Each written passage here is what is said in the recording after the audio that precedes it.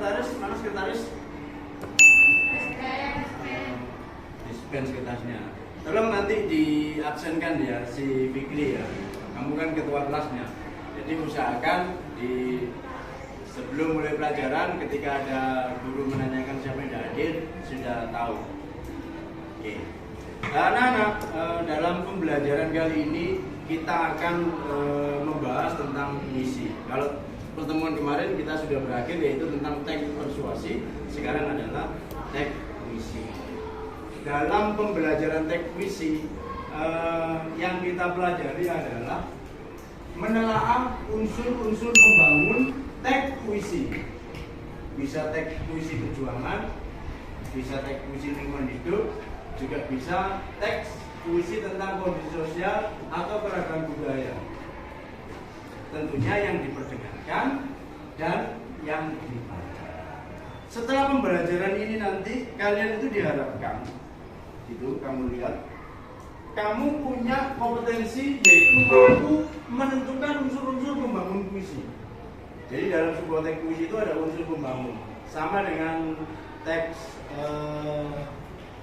drama dan teks cerpen, bahwa ada unsur pembangun yaitu unsur intrinsik dan unsur ekstrinsik, unsur dari dalam dan unsur dari luar. Kemudian kalian juga harus punya kompetensi menjelaskan unsur-unsur pembangun puisi dari segi bentuk dan segi isi. Dan keterampilan yang ketiga, kalian harus punya kemampuan menjelaskan jenis-jenis puisi berdasarkan puisi. Nah, pembelajaran yang akan kita lakukan hari ini itu akan menggunakan metode saintifik. Apa metode saintifik itu? Metode saintifik itu adalah kegiatan pembelajaran yang mana kalian harus melewati 5 tahap.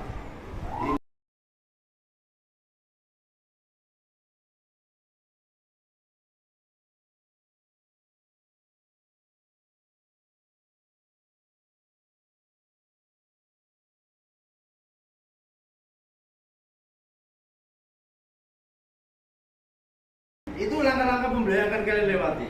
Kemudian juga akan ada penilaian dari Pak Yas. Yang pertama, penilaian sikap. Selama kalian bekerja dalam kelompok itu, tentunya saya akan mengamati kalian, mengamati secara individu dan secara berkelompok. Ini kaitannya dengan penilaian sikap. Terus kemudian penilaian pengetahuan. Saya akan memantau kalian nanti dengan cara akan memberi tugas tes tulis setelah kegiatan berkelompok. Apakah memang setelah berkegiatan berkelompok itu membahas tentang unsur-unsur pembangun teks puisi, bisa menjawab enggak dari tes tulis yang akan Pak S berikan? Oke, bisa dipahami? Oke, kita akan menuju ke pembelajaran langkah pertama. Pembelajaran kali ini tentang teks puisi. Ternyata sebelum kita melangkah ke pembahasan mengenai unsur-unsur pembangun teks puisi, sebetulnya ada beberapa hal yang akan kita pelajari dulu tentang teks puisi, yaitu pengertian puisi, istilah dalam puisi, jenis-jenis puisi, bentuk penyampaian puisi, unsur pembentuk puisi, hingga struktur batin puisi. Itu. Nah, sekarang saya minta untuk membentuk kelompok, yang mana satu kelompok itu jumlahnya 5 anggota. Oke, saya beri waktu 1 menit untuk membentuk kelompok dan mejanya dikondisikan secara berkelompok. Laksanakan.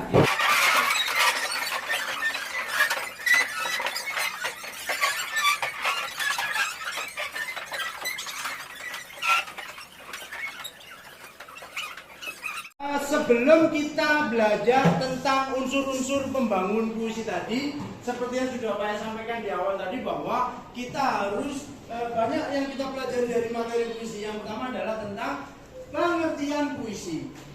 Kita lihat di buku paket itu juga ada bahwa puisi adalah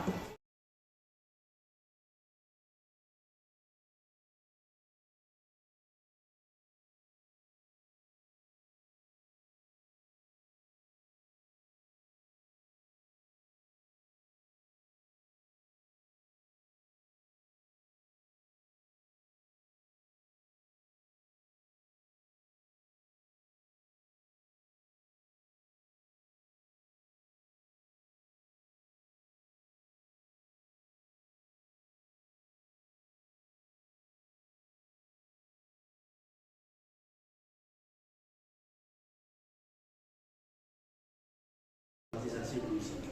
Baik, sebelum kita kerja masuk ke metode saintifik yaitu mengamati, saya ingin ada tampilan membaca puisi. Siapa tadi yang belum membaca? Oh, Naura. Ya, Naura. Silakan Naura, dibacakan di depan teman-temannya di kelas. Yang lainnya segera mengamati. Oke, silakan Naura. Tepuk tangan dong untuk Naura.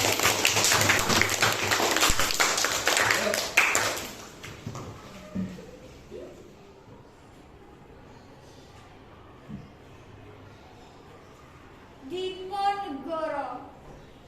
Beri tepuk tangan yang meriah kepada teman kita.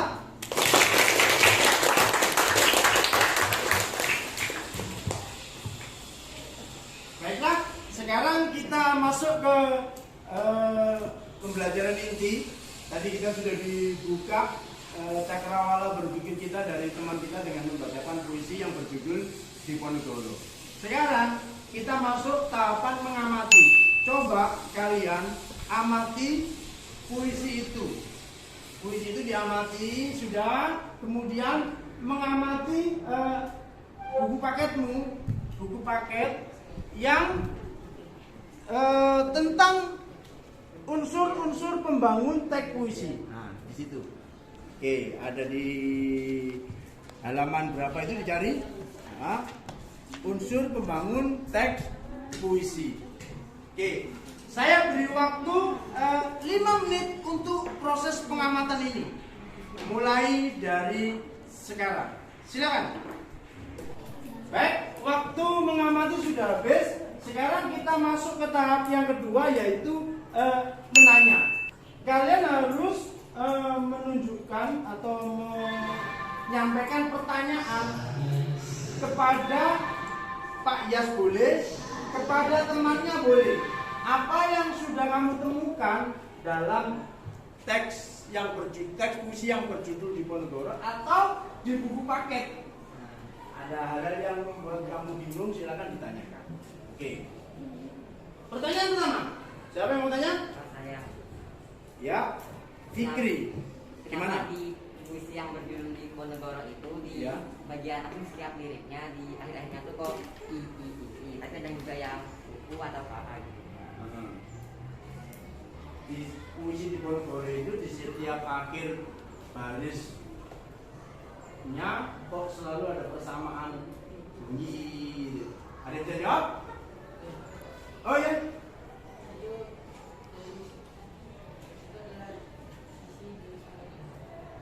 Bisa diulang yang lebih keras?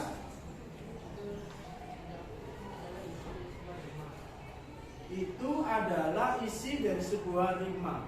Ada yang bisa menyempurnakan? Itu adalah isi dari sebuah rima.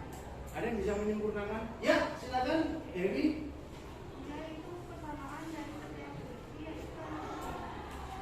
Yaitu persamaan di setiap baris yang disebut. Tepuk tangan untuk jawaban yang baru kita. Oke, kita sudah menemukan satu unsur pembangun, yaitu rima. Itu pembangun puisi, rima. Bahwa di setiap baris puisi ada persamaan bunyi yang namanya rima. Rima adalah salah satu unsur pembangun. Pertanyaan kedua, ya silakan Marah. Ya.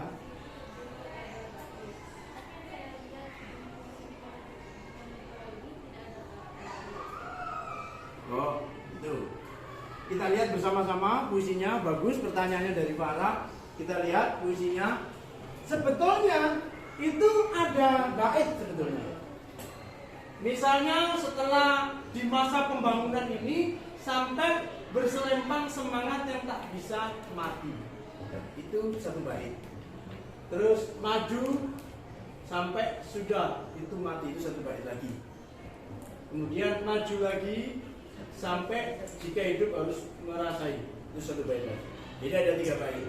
Terus ditambah satu bait lagi, bait sederhana, maju, serbu, serang, terjang. Memang modelnya tidak tertata rapi, seakan-akan begitu. sah-sah saja. Itu terserah penyair yang membuat puisi.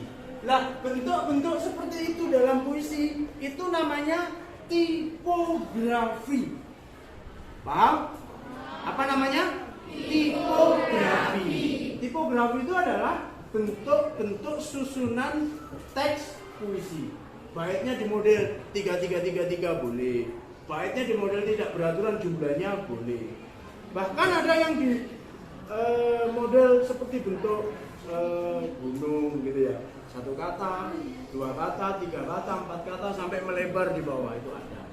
Itu namanya tipografi.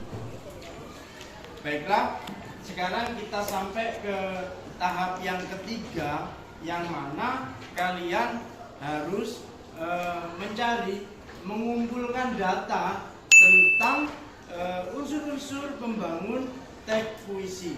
Yang tadi sudah disinggung di awal bahwa unsur pembangunnya itu ada yang intrinsik, ada yang ekstrinsik. Coba kamu cari data itu di buku paketmu, ya. Terus kemudian dituliskan di lembar yang Pak beri. Oke. Tulis apa saja unsur pembangun teks puisi. Ada yang bagian nulis, ada yang bagian mencari.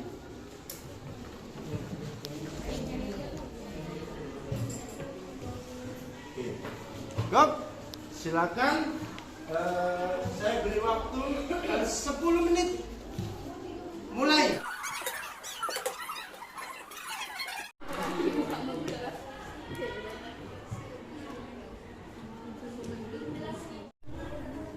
Baik, anak-anak, sekarang itu kan kamu tadi sudah mencari data tentang unsur-unsur pembangun teks puisi, ya kan? Nah, sekarang unsur-unsur pembangun teks puisi itu, coba pencarianmu antar teman itu kamu padukan dalam jawaban kelompok, diskusikan apakah iya jawabanmu dengan jawaban temanmu itu sesuai, sama. Kalau tidak sama, diskusikan mana yang benar. Begitu ya. Kelompok 1, kelompok 2, kelompok 3, kelompok 4, kelompok 5. Silakan dipimpin oleh ketuanya untuk mendiskusikan itu. Saya beri waktu 10 menit juga. 10 menit. Oke. Mulai dari sekarang.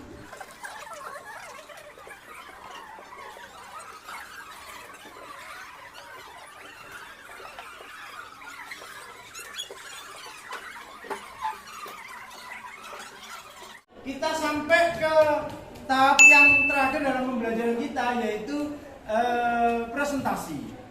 Coba perwakilan masing-masing kelompok untuk mempresentasikan hasil tugasnya, yaitu hasil diskusinya tadi sesama anggota di dalam kelompoknya. Kemudian kelompok lain nanti menanggapi, boleh bertanya, juga boleh menambahkan, mungkin penjelasannya kurang. Gitu ya. Oke, kita mulai dari kelompok 2. Silakan perwakilan kelompok 2 untuk tampil mempresentasikan.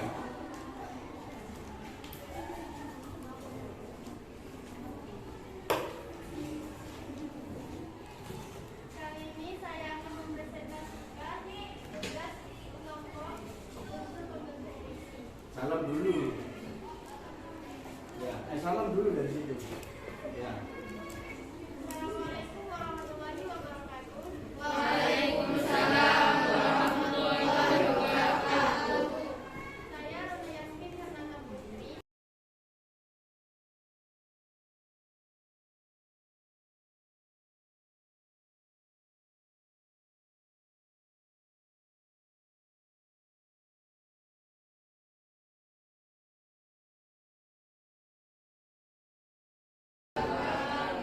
Oke, sebentar, jangan ditutup dulu.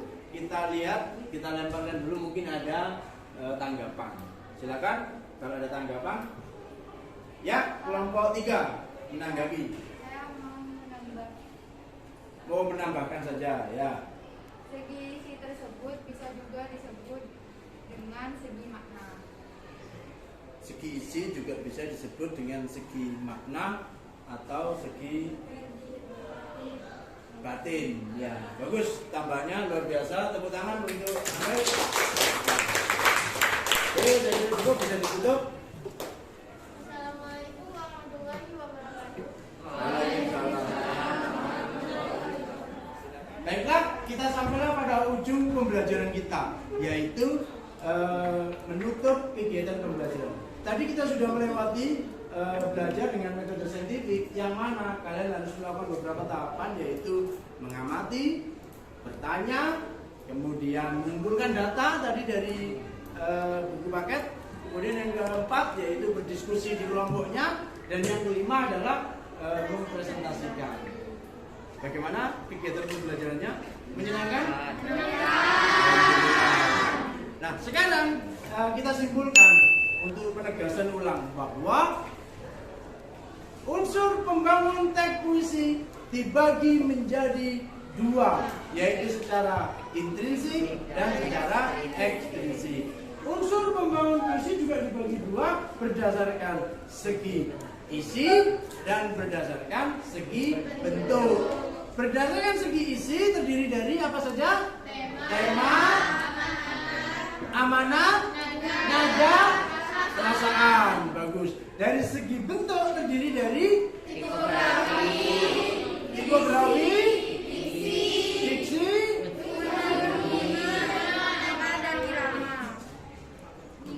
tipografi, diksi, rima, imaji, kata konkret, dan terakhir gaya bahasa atau majas.